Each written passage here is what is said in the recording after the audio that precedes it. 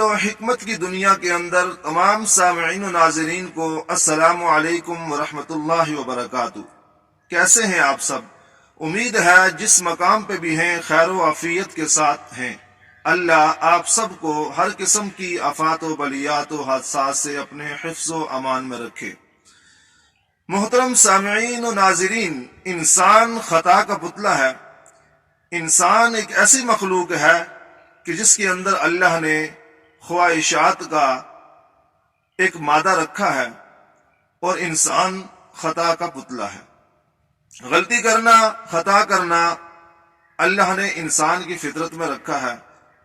اللہ رب العزت کے نبی صلی اللہ علیہ وسلم فرماتے ہیں کہ اللہ کہتے ہیں کہ اگر انسان خطا کرنا چھوڑ دے تو میں اسے ختم کر کے کوئی ایسی مخلوق لے کے آؤں کہ جو غلطی کرے، خطا کرے اور اس کے بعد توبہ کرے۔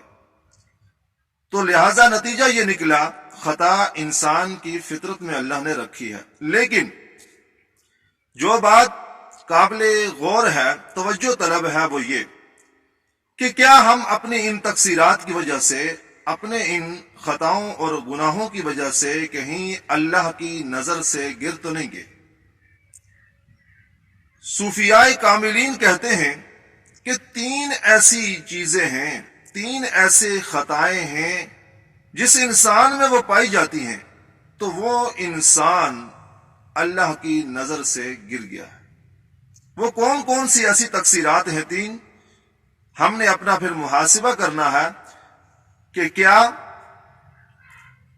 ہمارے اندر تو وہ تقصیرات، وہ خطائیں موجود تو نہیں ہیں۔ ان میں سب سے پہلی تقصیر، سب سے پہلی خطا اور غلطی اگر کسی انسان کے اندر وہ پائی جاتی ہے تو وہ یہ سمجھ لے کہ میں اللہ کی نظر سے گر گیا ہوں۔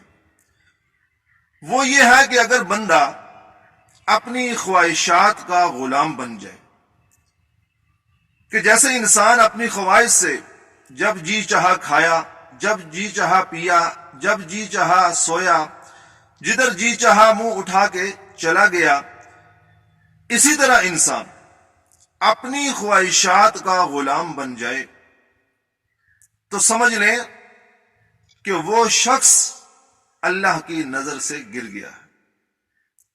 وہ اپنی خواہش کا غلام بن گیا ہے۔ جیسے اس کے دل نے کہا، جیسے اس کے مزاج نے کہا، اس نے ہر معاملے کے اندر ویسے ہی کرنا شروع کر دیا، تو وہ سمجھ لے کہ وہ بندہ اللہ کی نظر سے گر گیا ہے۔ اور دوسری غلطی اگر کسی انسان میں پائی جاتی ہے تو سمجھ لے کہ وہ اللہ کی نظر سے گر چکا ہے۔ وہ ہے کہ بندہ اللہ کے لکھے ہوئے پر راضی نہیں رہتا۔ اللہ نے جو نوشتہ تقدیر کے اندر لکھا ہوا، جو نوشتہ تقدیر ہے، اس پہ وہ اللہ سے جھگڑا کرتا ہے۔ مثال کے طور پر ایک آدمی اپنے والد کا علاج کرواتا ہے، بہت سارا پیسہ، کوئی بھی دنیا کا ڈاکٹر نہیں چھوڑتا، بہت کچھ خرچ کرتا ہے، لیکن اس کے باوجود، علاج کے باوجود اس کے والد کا انتقال ہو جاتا ہے، اور وہ اللہ سے جھگڑا کرتا ہے اس بات پر کہ یا اللہ، میں نے تو اتنا علاج کروایا، پھر بھی میرا والد دنیا سے چلا گیا۔ اسی طرح اور بہت ساری ایسی چیزیں ہیں کہ جس پہ انسان اللہ کے لکھے ہوئے پہ جھگڑا کرتا ہے۔ وہ تو دنیا کے اندر بھی سکون میں نہیں رہتا۔ لیکن صوفیاء کاملین کہتے ہیں کہ اگر یہ خطا کسی میں پائی جاتی ہے کہ وہ اللہ کے لکھے پہ اس سے جھگڑا کرتا ہے تو وہ یہ یقین کر لے کہ وہ اللہ کی نظر سے گر چکا ہے۔ اور تیسری خطا کہ اللہ کے امر پر، کہ جب اللہ کا حکم آ جائے تو اس پہ وہ لبیک عملی طور کے اوپر بھی نہیں کرتا اور کوشش بھی نہیں کرتا۔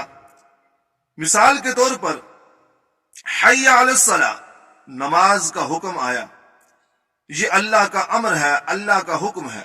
روزہ اللہ کا امر ہے، زکوٰۃ اللہ کا امر ہے۔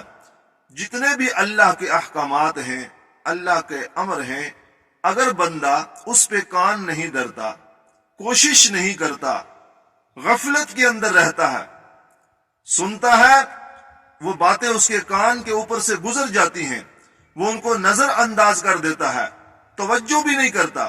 پہلی بات تو یہ ہے کہ انسان جب اللہ کا امر آئے تو فوراً اس کے اوپر لبیک کہتا ہے، اس کے لیے باغ دوڑ کرتا ہے، فکر کے اندر رہتا ہے، عملی طور کے اوپر ان کو بجا لاتا ہے۔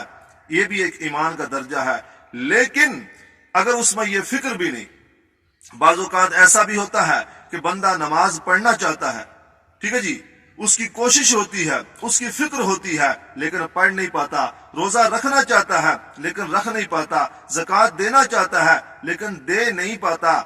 اس کی فکر جو ہے یہ اس کے ایمان کی مقدار کو ظاہر کرتی ہے، لیکن جب انسان بالکل غافل ہو جاتا ہے، بے فکر ہو جاتا ہے، غفلت کے اندر چلا جاتا ہے، تو یہ تیسری نشانی ہے کہ وہ اللہ کی نظر سے گر چکا ہے۔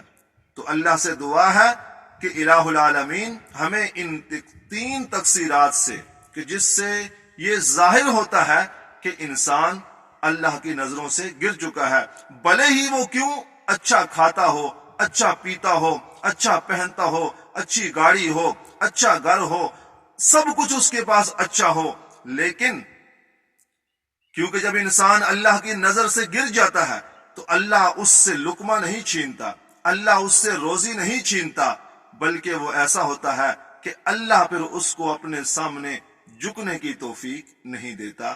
تو اللہ سے دعا ہے کہ اللہ ہم سب کے حال پر رحم فرمائے۔ السلام علیکم ورحمۃ اللہ وبرکاتہ۔